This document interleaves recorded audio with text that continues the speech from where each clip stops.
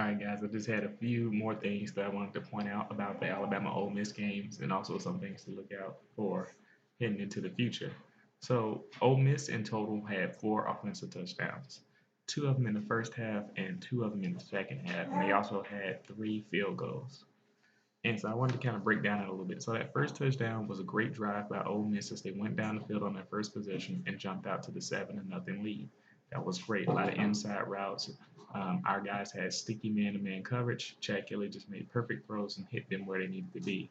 The second touchdown, on the other hand, was a busted coverage by Ronnie Harrison as he was supposed to take over Evan Ingram's route after Sean Dion Hamilton passed him off. He bid on the play fake instead and thought it was a run play, and Evan Ingram ran right past him. And it was a 63-yard pass completion touchdown, and Evan Ingram was wide open. That should not have happened.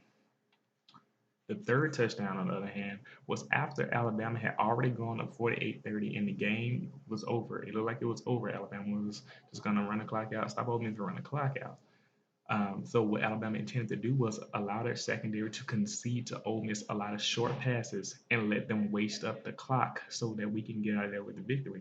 Unfortunately, that backfired and that led to Ole Miss scoring quickly. The last touchdown was the 50-yard heave from Chad Kelly to A.J. Brown against Marlon Humphrey, and the receiver made a great play.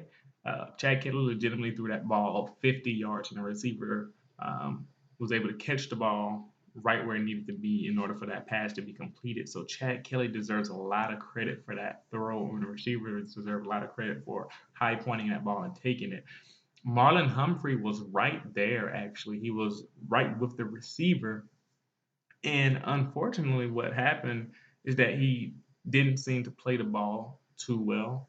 Uh, he was there right under the guy, and he could have got up, knocked the ball out, hit the guy's hands or something. But he didn't in that particular case. So he showed great coverage. It just one, it was a great throw and a great catch by Chad Kelly and AJ Brown. But two, Marlon Humphrey didn't attempt to play the ball that well. And so those are all Ole Miss's touchdowns, offensive touchdowns. And then, so when I'm looking at that, uh, I don't see, you know, Alabama being dominated. I just see Ole Miss making great plays. Like I said, the Alabama DBs were always there. The only time where we were beaten deeply on the coverage because of, there was separation was busted coverage.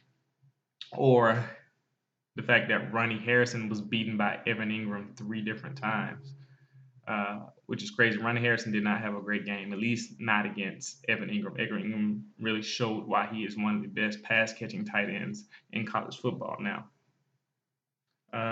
Also, on that third down, third and 10, on that third touchdown, the defensive player was picked by the referee before he can make a tackle. I mean, and now the defensive player I'm referring to Sean Dion Hamilton. So it was on a third and 10, like a couple plays before they scored their third touchdown. Uh, it was third and 10. Chad Kelly got the ball out to the receiver, and Sean Dion Hamilton was gonna stop the guy before he got the first down, and the referee just picked him, like gave him a hit. I was like, man, the referee must be playing for Ole Miss. And it was a mistake that happens on the field, but that was a big play on that drive and allowed them to continue. That was something that doesn't get a lot of publicity. Not a lot of people are talking about in the media. And so, what I noticed from this whole ordeal is that Alabama is a complete team while Ole Miss is not. So while Ole Miss has a great quarterback who I believe will be one of the top quarterback prospects for next year, and he should have a good NFL career as long as he works out, stop trying to make so many big plays and get him rid of the ball when he needs to. Chad Kelly should have a great career, uh, and great receivers. Ole Miss has excellent receivers and a great quarterback. They did not have a running game, and their defense was not good enough. And when you add all of that up, that just shows that, like I said, Alabama was a more complete team. We scored on defense, we scored on special teams, we scored on offense. We could run the ball and we can throw. It wasn't that great, but we can throw. So we had balance, while Ole Miss did not. And that is not the recipe for winning. It just goes that older age that offense may win you some games, but it doesn't win you championships.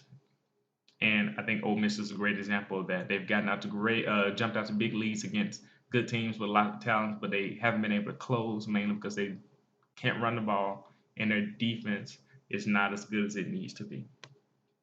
And so, like I said, Alabama really gave Ole Miss a lot of chances to win this game, and Ole Miss capitalized on a lot of those chances, and they did. And they deserve a lot of credit for that. And what it shows me though is that Alabama has a lot more to work on, but it does show what I'm encouraged by is that Alabama can dominate even when they're not playing their best. They showed stretches in that game where they were playing extremely well, and that's good. Also, what's not talked about too is that Jalen Hurts, he hurt his wrist in the game. It was early in the first quarter. He got tackled when he ran for a first down, and he got up holding his arm weirdly. Found out later that he had sprained his wrist, and that also might have affected that first drive where he should have thrown that touchdown. I was wondering if that wrist was bothering him. So that was something.